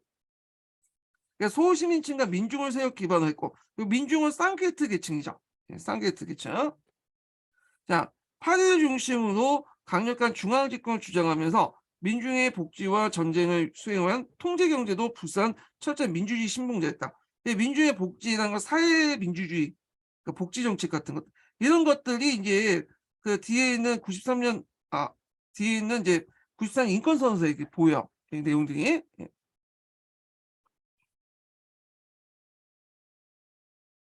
자, 이와 같은 성격을 달리하는 두 정파의 중요한 대결과 기회는 연말에 행해졌던 루이 16세 재판이었다. 자, 지존파는 루이 16세는 왕을 물러나는 건 당연한 건데 그 굳이 죽일 필요가 있겠냐 그런 생각을 갖고 있었던 거고, 근데 이제 이에 반해서 자코베는 어떻게든 죽이려고 했던 거고, 예. 그래서 지존파는 가능한 재판을 기표하고 했으나 최소한 사형만은 면할 게 할 작정이었다. 그러나 12월에 시작된 재판은 거의 만장일치로 루이 16세 유죄를 인정했고, 근소한 표차로 사형이 결정되어 1793년 1월 20일 날 루이 16세는 단두대에 처형됐다. 이렇게 있죠. 그래서 이제 그 관련된 내용이 여기 있으니까 한번 읽어보시고요. 예. 자, 국왕의 처형은 내에도 커다란 이제 충격을 줬다. 그래서 국민공회는 유럽의 군주제 국가에 대한 배수의 진을 치지 않을 수가 없었다. 일단 전제 군주제, 유럽의 여러 군주 국가의 입장을 일단 국왕이 죽였잖아. 그럼 가만히 놔두면 이거 어떻게 써? 자기도 죽을 수 있는 거죠. 영향을 받아서 민중도 일어날 수 있는 거냐. 자, 그래서 이보다 앞서 총사령가 임명된 지도동파의 디몰리에는 1790년 11월 제마프에서 오스트리아군을 대승을 거둔 바 있었지만 국민공회는 1794년 1월 영국에 선전을 하고 3월까지 러시아를 제한 대부분 국가가 교전 상태에 들어갔다. 그래서 이제 한편 국내에서는, 그래서 이제 이때 이제 국민공회 때 이제 뭐냐면 결성된, 그러니까 국민공회 때 이 국민혁명의 적을 이제 국민공회에 대입했던 유럽 연방 그 유럽의 연합군대를 뭐라고 하면 대불동맹이라고 하죠. 예. 앞에서는 이편 그 혁명 전쟁이 했고 요 대불동맹이 이제 결성이 돼요. 이때 국민의회 때. 근데 이 대불동맹은 이제 목적이 뭐냐면 그 당시 이제 프랑스 혁명과 뒤에 이제 나폴레옹 전쟁이 있잖아요. 그래서 이걸 타도하기 영국을 중심한 유럽 국가들이 그걸 타도할 목적으로 결성한 동맹이에요. 그래서 이 대불동맹이 몇 차까지 있었냐면 1 차부터 해서 7 차까지 있었거든요. 1 차, 7 차. 그래서 인제 7 번에 거쳐서 동맹이 형성이 돼요. 그래서 이때 인제 일관되게 영국을 이 주도했기 영국이 참여했고 그 안에 인제 구성원들은 좀 그때그때마다 좀 바뀌었죠. 예. 자, 그래서 이 동맹으로 프랑스 제국은 전 유럽을 상대로 해서 이게 치르게 되는데 이때 이제 1차 대불 동맹 때가 인제 언제 때냐면 요 국민공회 때야. 국민공회 때. 요때 그 국민공회 때 이렇게 전쟁이 시작됐다. 이렇게 기억을 해 주시면 돼요. 자, 그래서 요때 인제 뭐냐면 어 이게 제1 차 대불 동맹이 이때 결성됐다.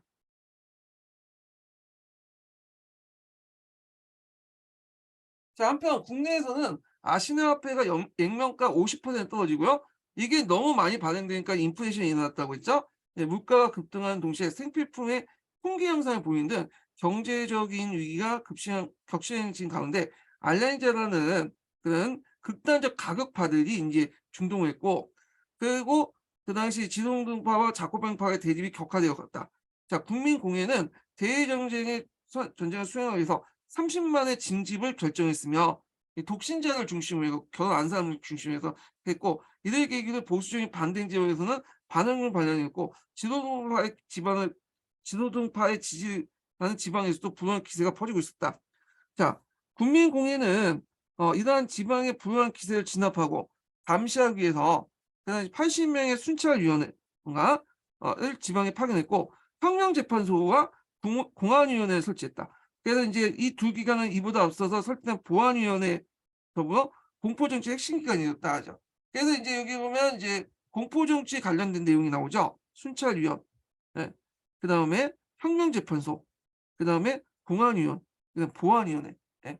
그래서 인제 요게 이제 혁명재판소, 보안위원회, 공안위원회는 국민공회의 어떤 3대 기관, 요렇게 혁명재판소에 보안위원회, 공안위원회, 이걸 통해서 인제 공포정치를 주도했다. 이렇게 보시면 될 것 같아요. 한편 전선에서 패전을 거듭한 뒤에 디몰레 장군이 4월에 적군에게 탈출하는 사건이 발생하면서 지도노파는 큰 타격을 받았다. 요게 디몰레 장군 같은 경우에는 이제 누구예요? 이 지도노파잖아요. 이런 가운데 이제 물가와 식량 부족에 허덕였던 파리의 민중은 가격파인 작고병의 선동을 받아서 1793년 5월 30일 군민공회에 습격하고요. 6월 2일 군민공회는 지도노파를 수청했다. 그래서 5월 봉기와 6월 봉기 이렇게 이제 보시면 되겠죠. 그 이걸 계기로 해갖고 앞에서 얘기한 것처럼 이때 지도동파에서 그러니까 지도동파 작고병이 결합 대립을 하고 있습니다. 국민공회에서 작고병이 완전하게 이제 뭐냐면 어 정권 장악하죠. 그리고 요들을 기준으로 해서 앞에서 이제 만드는 이런 그 기구를 통해서 무슨 정치를 공포 정치를 하죠. 공포 정치. 그래서 요 내용들 좀 기억을 해두시고요. 자, 그래서 이제 이렇게 있고, 자, 지도동파의 수청으로 국민공회의 주도권을 잡은 상업화는 망명 기존의 토지 재산을 빈농들에게 취득할 수 있는 분할해서 매각하기도 하고, 그러니까 망명 기존의 토지 재산을 빈농도 취득할 수 있도록 분할 매각하기도 하고, 이거는 국민회 때 이제 정치하고 좀 다르죠. 국민회 같은 경우에는 그 당시 토지들 누구한테만 이게 매각을 했어요. 돈 있는 사람, 뭐 부유한 농민들, 유산 시민층. 근데 얘네들은 이렇게 이제 뭐냐면 빈농들에게도 토지를 이제 소유할 수 있도록 땅값을 매각을 한 거야. 그래 갖고 인제 근데 요게 상당히 중요한 게 이때부터 농민들이 보수화되기 시작해요. 예전에 농민들은 아무것도 없다 보니까 자기 토지가 별로 없다 보니까 상당히 급진적이잖아. 예. 근데 자기들이 갖고 있다 보니까 이제 토지를 갖고 있다 보니까 얘네들이 보수화되기 시작한 거야.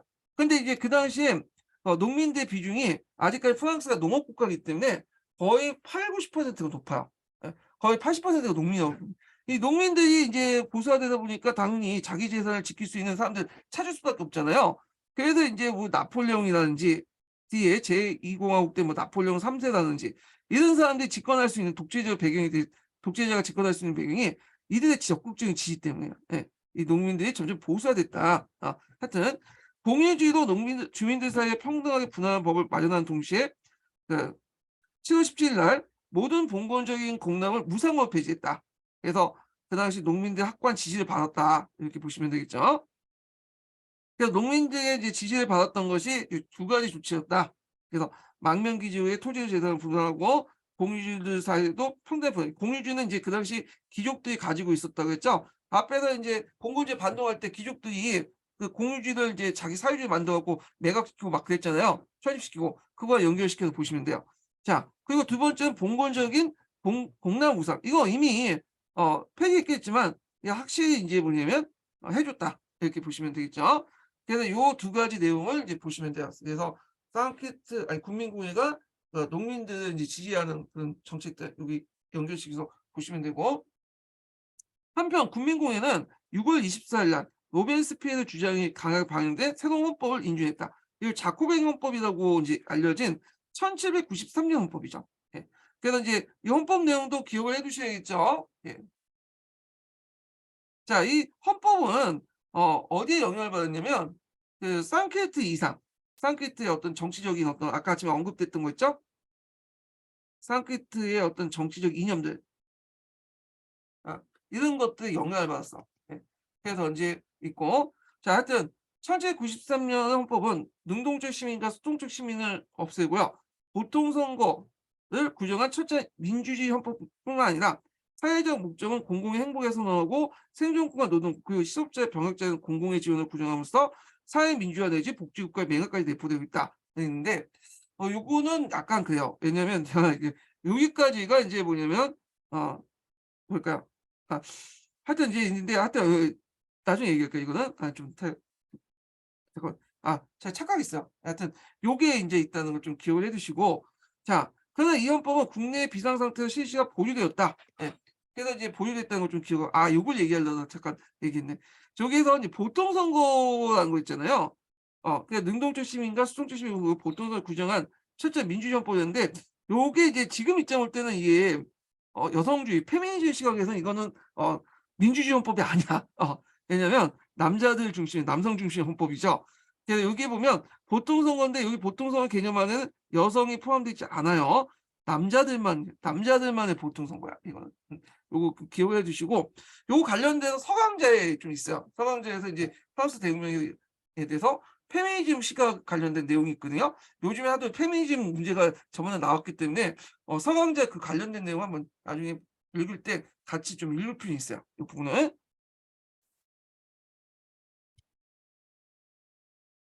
자, 그래서 인제 이때 지도동파가 이제 수청된 이후에 그 당시 지방에서는 지도동파 계통의 연방주의자들이 어 그러한 그 뭐냐면 그 움직임을 가열되어 리옹과 뚜루즈, 보르도, 마르쉐 등의 반란 상태에 빠졌고 국경의 오스트리아와 프로이센 공격이 격화되었다. 그러니까 안에서는 이제 연방주의자들이 이제 일어났고 연방주의자 반란이라고 하죠. 그리고 밖으로는 제1차 대불동맹군이 쳐들어오고 이렇게 있죠. 그러니까 파리에서는 아시나 집회의 계속적인 파리에서는 아시나 집회의 계속적인 하락과 물가고 식량난으로 민중의 동요도 있고 이를 이용해서 극단적 가격파, 알린적인 반정부 움직임이 활발했다. 자, 이러한 국내의 위급한 상황을 대응하기 위해서 국민공회는 공안위원회를 강화하고 국민 총동원으로 18세 25세까지 독신 남자의 전면적인 징집을 결정한 한편 최고 가격제를 실시해서 물가와 임금을 통제했다. 그래서 인제 이 당시 국내적인 어떤 그것을 돌파하기 위해서 했던 정책들이 있죠. 그래서 이게 공포 정치 1 보시면 돼요. 공안위원회를 강화하고 국민 총동원령을 공포하고요. 그래서 징집제, 공통제 예전에는 상비군 제도였죠. 근데 이제 여기는 월급 받지 않고 징집병하는 그런 징집제, 국민군을 만들었고 최고 가격제인데 최고 가격제 관련된 내용이 예전에 기초에 나왔어요. 요 부분이. 최고 가격제는 누굴 보호하기 위한 거죠? 이건 소비자들. 그래서 인플레이션이 일어날 때 이 물가를 잡기 위해서 최고 가격제를 실시했다. 그래서 로마에 보면 디오클레티스 황제 때 최고 가격제 실시했잖아요. 예. 물가가 올라가니까. 그러면 이제 반대로 최저 가격제는 뭘까요? 최저 가격제. 이거는 최저 가격제는 생산품의 가격이 더 내려가는 거를 막기 위해서 그런 거죠. 요거는 주로 인플레이션 때 반해 요건 디플레이션 때 했던 정책들이에요. 이 최저 가격제는. 그래서 이렇게 좀 기억을 해 주시면 되고요. 자, 그래서 1793년 10월 10일 로벤스피에르가 주도한 공안위원회는 예, 공안위원회는 수소 혁명 정부임을 선언하고 10월과 11월 왕비를 비롯한 반혁명 분자와 그 말이 앙뚜아네트죠. 뜻이죠. 혁명 분자와 지도동파 위원회에 대한 대대적인 처형을 감행했다. 자, 이제 정시호 공포 정치가 올렸다. 그래서 이 공포 정치 또는 그 뭐냐면 자코벤 그 독재라고 이제 하는 그런 것들 했죠. 자, 그래서 이제 이렇게 있고요. 그다음에 이 앞부분에 이제 국민공예 정책이 나왔는데 요게 계속 이제 또 국민정책 정책이 나와요. 그래서 국민공예는 미터법을 채택하고요. 자, 이 미터법은 지금도 사용하고 있죠. 지금도. 그래서 이 미터법 같은 경우에는 이제 나폴레옹 전쟁 시기 때 유럽 각국에 이제 전파되고 또 유럽의 식민지를 만든 제국주의 시대 때 전 세계로 이제 전파돼요. 그래서 이런 이 미터법이 이제 프랑스 혁명 때 국민공예 때 만들어졌다. 이렇게 보시면 되고요. 자, 1793년 10월 초에서 1792년 9월 22일 기점으로 혁명령을 제정했다. 혁명령은 요 밑에 있어요. 예. 그래서 혁명령은 한 달 30일로 하고 그 시일 일주로 하였으며 연말에 남는 5일을 후일로 삼았다. 그래서 그 월명은 그 달의 기후에 맞춰 가지고 계절적인 특징을 보이는데 요게 좀 눈여겨보시면 좀 그 익숙한 그 단원이 나올 거예요. 부음에도 쿠데타. 예. 나오죠. 그다음에 인제 여기 보면 방통증법 관련된 내용이 있고 그다음에 테노민도 반동 이거 있죠. 그래서 이게 보면 이제 여러 가지 역사적 사건들 프랑스 혁명과 관련된 역사적 사건들이 쭉 관련된 명칭에서 혁명의 명칭이 사용되어 있어요. 자, 근데 이 혁명령 자체가 좀 이렇게 잘 안 맞았나 봐요. 그래서 결국에 혁명령 10년 후에 나폴레옹 시대에 폐지됐으며 한 달에 후일을 한 번씩 줄었기 때문에 노동자도 그다지 만족스럽지 않았다. 그래서 이제 혁명사 서술에서 이 혁명령은 사용되기 사용 혁명령을 사용하기 있기 때문에 일반 태양력을 향상하는 게 불편하고 한산표가 필요하고 형편이었다 뭐 이렇게 있고 하여튼 이런 혁명령의 그 달의 명칭들이 여러 사건들에 붙여져 있었다. 이렇게 보시면 될 것 같아요. 자, 그래서 인제 있고 쭉 보죠. 자, 혁명정부의 기능을 발휘하게 된 공안위원회의 비상한 노력으로 전세는 호전됐고 국내 반혁명 반란도 진압됐으며 연방주의 반란이죠. 자, 그래서 경제도 그렇게 완전되게 됐다. 이렇게 그 국내 반혁명 반란이었는데 이게 연방주의 외에도 왕당파 반란도 있어요. 두 가지가 있어. 연방주의자들이 이렇게 반란도 있고 그다음에 그 누구야? 왕당파. 그 여러 지방 도시에서 일어났죠. 그래서 이걸 이제 진압하는데 그때 이제 부각한 인물이 나폴레옹이라는 얘가 인제 그때 이 진압하는 과정에서 부각이 됐던 건데 하여튼 자 그러나 자코뱅 내부에서도 인제 앞에서 자코뱅에도 온건파도 있고 급진파도 있고 중간파도 있어. 예. 그래서 이제 요 안에서도 인제 파별이 있는데 대개분 당통을 중시한 온건파가 있고요. 예. 그다음에 이제 알렉산더를 대신한 가격파인 엘베르파가 극단적 비기독교 신앙 운동을 전개했다. 그래서 이제 이런 것들이 인제 있는데 그때 이 중간에 있었던 중간파가 뭐냐면 로벤스피에르죠. 이 로벤스피에르. 그래서 잠깐 이제 보면 음 여기 있어. 아이고. 네. 차이가 있는데 자 여기에서 이 로벤스피에르가 중간파고요. 그다음에 이제 당통파하고 엘베르파가 이제 우파, 좌파 이렇게 있는데 자 요게 당통파, 우파는 이게 공포 정치를 완화시키자. 왜냐 공포 정치가 이제 시시한 배경이 자코뱅이 공포 정치의 시시한 배경이 그 당시 국내적 위기 때문이거든요.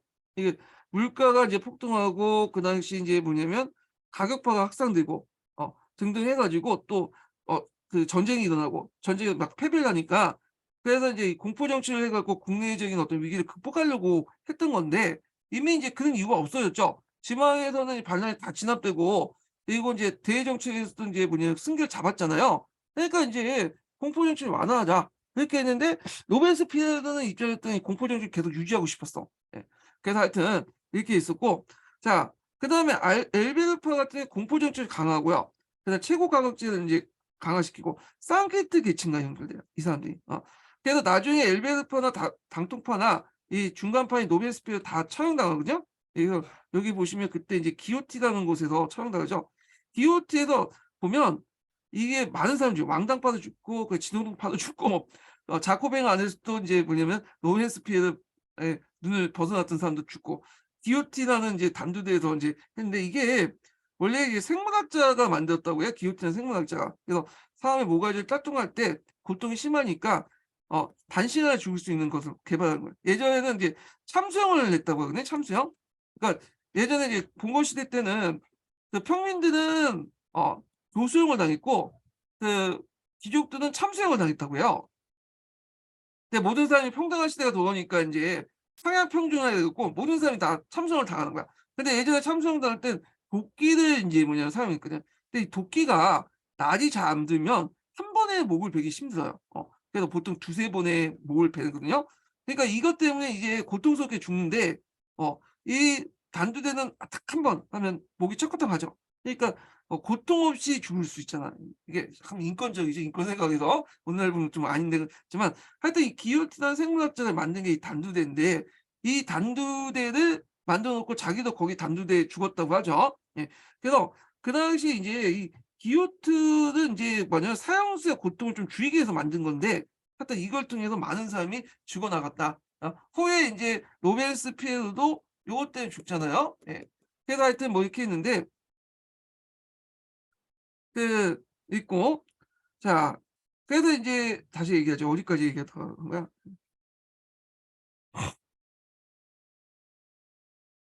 자 하여튼 이제 있고 이런 쌍캐스트 계층과 연결됐던 세력들이 엘베르라는 파들인데 자 이들이 인제 그 뭐냐면 어 나중에 이제 엘베르파가 그 뭐냐 처형당하면서 쌍캐스트 계층과 이제 단결되죠. 예. 그 당시 자코뱅이 그래서 인제 거리가 예 거리가 멀어지기 시작한다 이렇게 보시면 되고요. 예. 자 그래서 이제 한번 있고 예. 자 그다음에 이제 중간파였던 노벤스피에르는 뭐 덕계공화국, 국민공의 행정적 기반을 마련했고 처음에는 쌍캐트 계층과 제휴했다가 나중에 인제 멀어지게 됐는데 요거는 좀 이따 인제 설명하고 인제 여기 넘어가서 여기 나왔는데 로벤스피에르는 인제 관련된 내용은 좀 시간이 됐기 때문에 다음 시간에 할게요. 여기까지는. 너무 기니까 여기에서 끊고 다음 시간에 하겠습니다. 자, 오늘 강의 듣느라 수고하셨고요. 내일 뵙겠습니다.